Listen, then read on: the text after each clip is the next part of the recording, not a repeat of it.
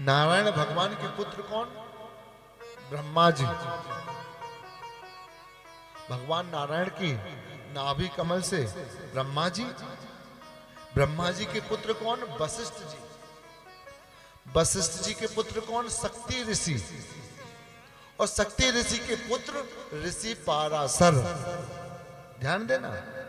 तथा पाराशर ऋषि के द्वारा मत्स्य गंधा के उदर से भगवान के कला अवतार योगी राज वेद व्यास जी प्रकट हुए। बोले वेद व्यास भगवान की। पाराशर ऋषि के द्वारा मत्स्य गंधा, कहीं कहीं सत्यवती नाम भी मिलता है,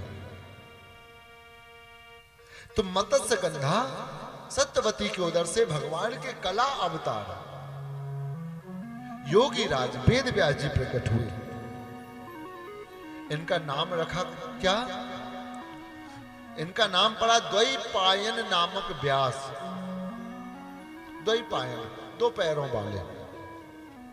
देखिए, इनसे पहले 27 व्यास और हो चुके हैं, ये 28वें व्यास जी हैं। देखिए, अभी तक 28 सतयुग, 28 द्वापर, 28 त्रेता और 27 कलयुग निकल गई, 28वां चल रहा है। हम जब पूजा पाठ करते हैं, कराते हैं, तो पंडित जी, ब्राह्मण लोग संकल्प में बोलते हैं ना, अष्टाविंशति तमे युगे कलयुगे कलि पृथ्वी चरणे। 28वां कलयुग चल रहा है। 27, 28 सतयुग, 28 द्वापर, 28 त्रेता निकल चुके और 27 कलयुग निकल गए। ये 28वें वेद व्यास जी हैं। इनका नाम है द्वैपायन नामक वेद व्यास। अब देखिए, वेद व्यास जी कैसे हैं? विलक्षण है। कितने विलक्षण हैं? तो वेद व्यास जी जन्म लेते ही वैराग्य धारण कर उत्तराखंड बद्रीनाथ में सरस्वती नदी के किनारे पहुंच गए। कितनी विलक्षणता कि हम जन्म लेकर बूढ़े हो चले, लेकिन फिर भी वैराग्य धारण नहीं कर रहे। हमने जन्म लिया, बड़े हुए, खेले कूदे, जवान हुए, जवानी भर सोए, बुढ़ापे में रो रहे हैं, लेकिन फिर भी वैराग्य धारण नहीं कर पा रहे।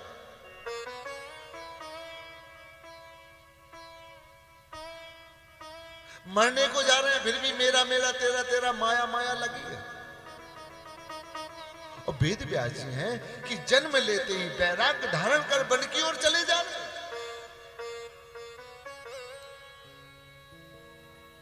मां ने आंसू बहाए। पुत्र, बुढ़ापे में बड़ी मुश्किल से पुत्र मिला, एक ही पुत्र है, तुम्हारे बिन जीवन कैसे कटेगा? पिता ने आंसू बहाए। लेकिन वेद व्यास जी ने कहा, हे ब्रह्मणे, हे पितामह, मैं इस कलयुग, मैं इस दुष्ट संसार में फंसना नहीं चाहता। असारो खलु संसार दुख रूपी विमोह का, यह संसार दुख देने वाला है और मैं संसार में फंसना नहीं चाहता। मैं तो संसार से निर्मुक्त होना चाहता हूं।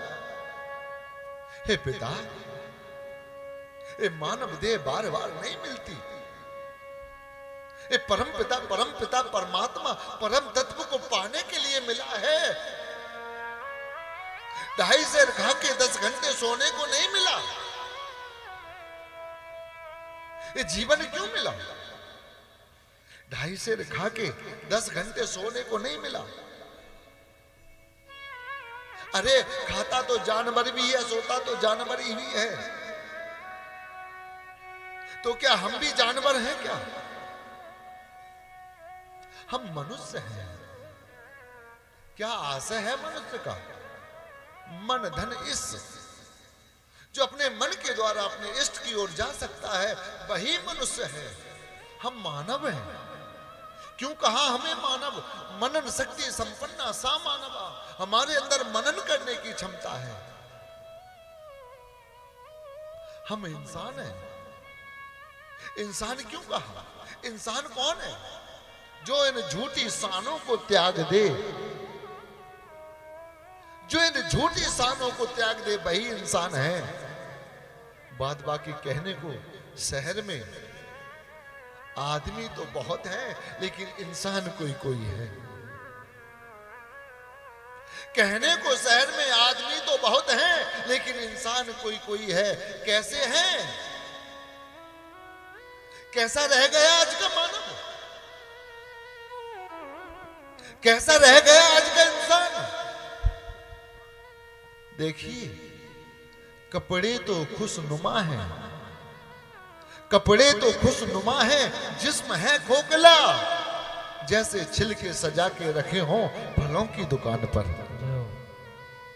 ऐसे ही रह गए, झूठ ही लेना, झूठ ही देना, झूठ ही भोजन, झूठ चवेना, झूठ कपट चोरी बेईमानी। कैसा संसार है? असारो खल रूपी दुख रूपी विमोह का, असारो खलु संसारा दुख रूपी विमोह का। ये दुख देने वाला संसार है, संसार दुखालयम।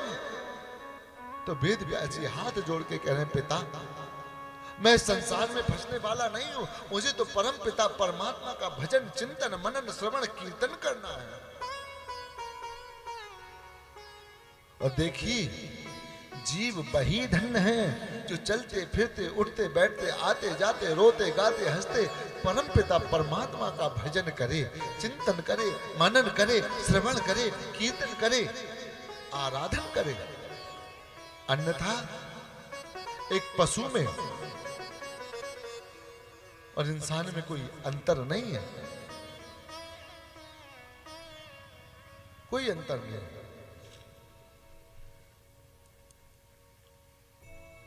माने आंसू बहाए, अरे पुत्र तुम्हारे बिना मैं कैसे रहूंगा? तुम आज जन्म लेते ही मुझे छोड़ के भागे चले जा रहे हो। हे पुत्र, देखिए हमें कभी मोह में नहीं फंसना चाहिए। कभी पुत्र का मोह है, कभी धन का मोह है, कभी पत्नी का, कभी औलाद का, कभी नाती पोते का मोह। कितना दुखदाई है देखिए। मोह सकल व्याधिन कर मूला, मोह सकल व्याधिन कर मूला, मोह सकल व्याधिन कर मूला, मोह सकल व्याधिन कर मूला, मोह सकल मोह सकल व्याधिन कर मूला, मोह सकल व्याधिन कर मूला। जेहि ते उपजै बहु सूला, जेहि ते उपजै बहु बीज सूला, जेहि ते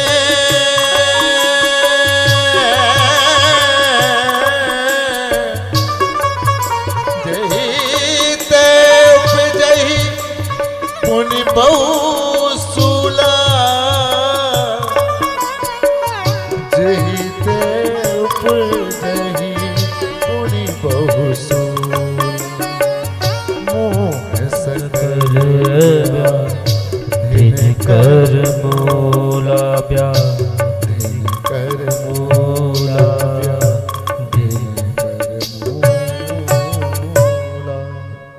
मोह सकल व्याधिन कर मूला। तो देखिए, वेद व्यास जी ने अपने मां को संभाला, कहा मां मैं तुमसे दूर तो जा रहा हूं, लेकिन वचन देता हूं कि तुम जब भी मुझे याद करोगी मैं तत्क्षण तुम्हारे पास उपस्थित हो जाऊंगा। अब तो अपने मां की आज्ञा ले पिता को प्रणाम करके वेद व्यास जी महाराज सीधे चल दिए। कहां? उत्तराखंड की पावन भूमि बद्रीनाथ में देवी सरस्वती नदी के तट पर जाकर के सुंदर आसन बना करके बैठ गए। आंख बंद करके मेरे परम पिता परमात्मा का चिंतन करने लगे, हरि का स्मरण करने लगे और खूब श्री हरि का चिंतन भजन स्मरण किया। कईयों हजारों वर्ष बीत गए और परमात्मा का भजन करते करते आज वेद व्यास जी भूत भविष्य वर्तमान के ज्ञाता हो गए। एक स्थान से बैठे बैठे भूत भविष्य वर्तमान पर दृष्टिपात करने लगे। खूब परमात्मा का चिंतन मनन किया और एक दिन वेद व्यास जी ने कुतूहल बस भविष्य पर दृष्टि डाली। जैसे ही वेद व्यास जी ने भविष्य पर दृष्टि डाली, सतयुग देखा आनंद आया, द्वापर देखा, त्रेता देखा आनंद आया, लेकिन जैसे ही कलयुग पर दृष्टि पहुंची,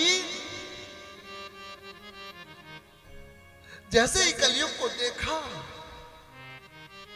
अरे राम राम, घोर कलयुग के कलुषित प्राणियों को देख करके उनका चित्त अशांत हो गया, दुखी हो गए, विह्वल हो गए।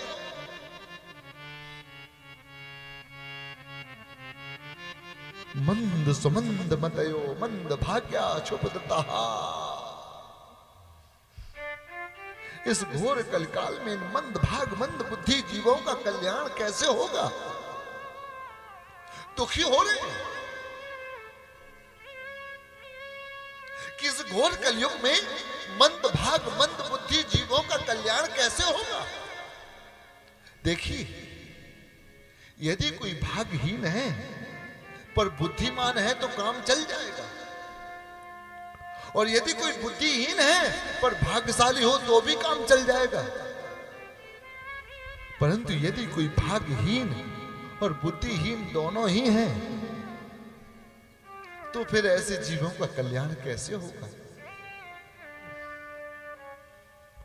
कलयुग में तो ना तो भाग्य साथ देता, ना कर्म साथ देता, ना बुद्धि साथ देती, तो ऐसे जीवों का कल्याण कैसे होगा?